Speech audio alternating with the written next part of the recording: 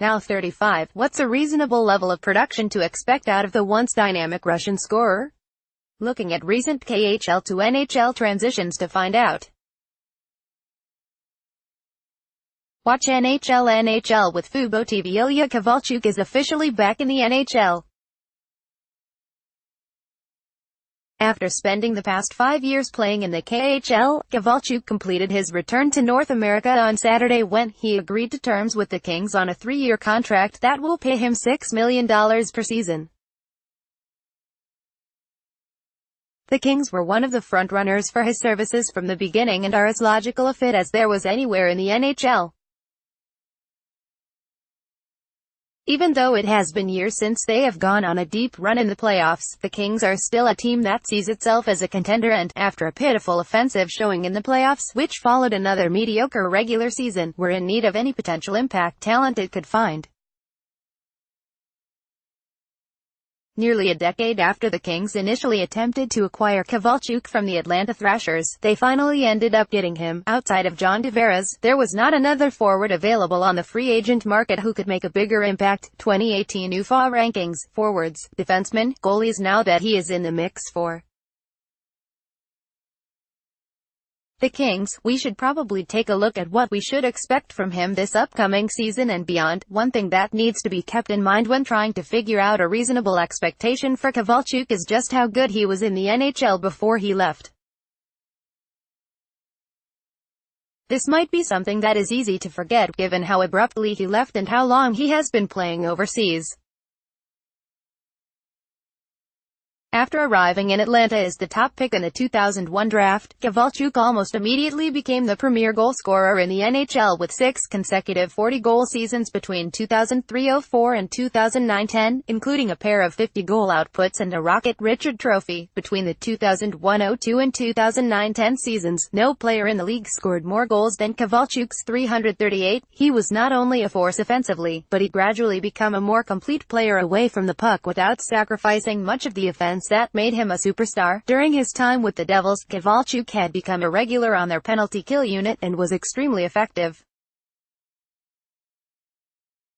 He was perhaps at his best during the 2011-12 season when he played nearly 100 shorthanded minutes for the Devils, during which time his team outscored opposing power plays by a 5-4 margin. He had a hand in all 5 shorthanded goals, scoring 3, assisting on 2, the team scored.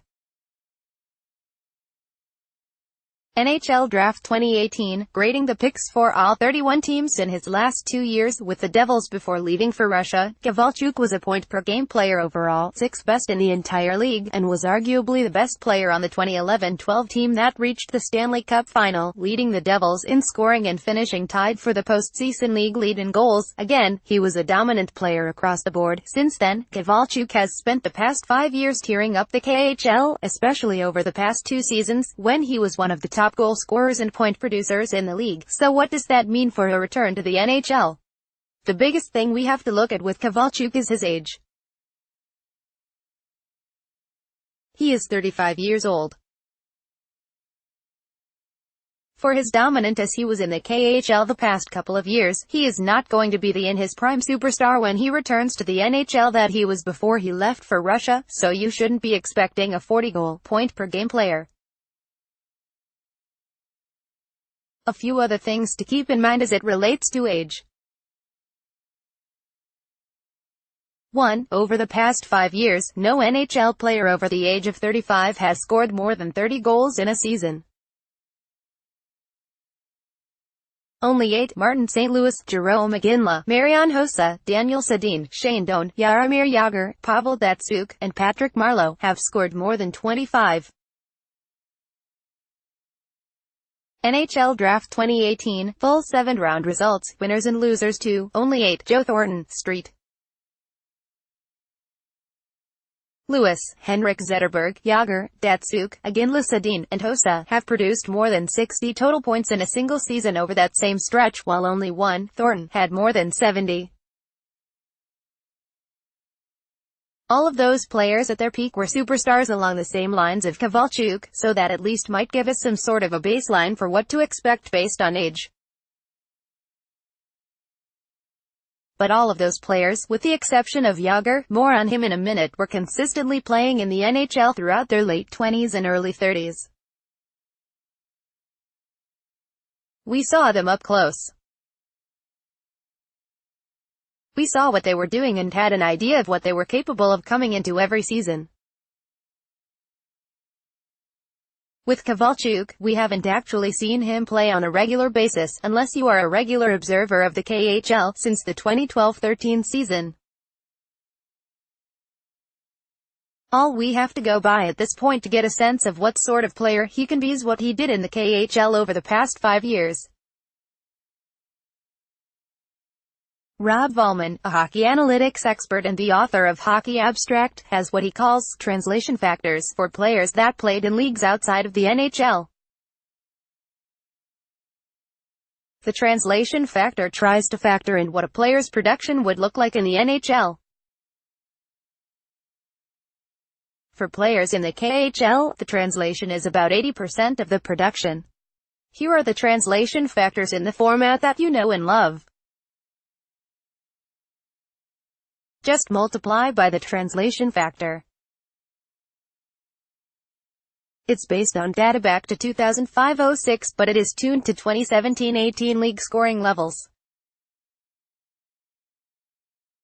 Pick.twitter.com/RepairNJS9G, Rob Volman, at Rob Volmanal, April 11, 2018. This basically means a player that performed as Kovalchuk did in the KHL over the past 2 years, 30 goals and 70 points over 60 games, might have their production translate to around 35 goals and 75 points over an 82-game season in the NHL. That is not necessarily meant to be a projection for what happens next. It is just to get a general idea of what the production might look like when taking into account the quality of the league, the goal-scoring levels in the different leagues, and the number of games that are played. Given where the Kings are coming from offensively, they should sign up for a 30-goal, 70-point season in a second. Heck, the only forwards that have topped even 50 points in Los Angeles over the past 2 seasons are Andrei Kopitar, Dustin Brown, which was probably a fluke this past season, and Jeff Carter, but again, is that level of production a realistic goal? We do have some parallels to look at here with high-level players who have spent a few years in the KHL and then returned to the NHL. Grades. Carolina's new regime makes big splash with Dougie Hamilton following the 2007-08 season. Jágr signed in Russia at the age of 35 for 3 seasons. While there, he was a consistent 20-goal, 50-point player for OMSK Avangard. He was basically a point-per-game player, .941 points per game to be exact, during his time in Russia. When he returned to the NHL in 2011-12 at the age of 39, he was a .780 point-per-game player over the next 3 seasons, or about 75% of what his production on a per-game basis in Russia was. Then there is Alexander Radulov, whose saga with the Predators is now infamous. After 2 outstanding years to start his career in the NHL in 2006-07 and 2007-08, Radulov left for Russia, where he spent the next 8 years, minus a 9-game return to Nashville in 2011-12, where he was one of the most productive players in the league. During his KHL stint, Radulov averaged .432 goals per game and a ridiculous 1.25 points per game. In his first 2 years back in the NHL, he's averaged .284 goals per game and .797 points per game.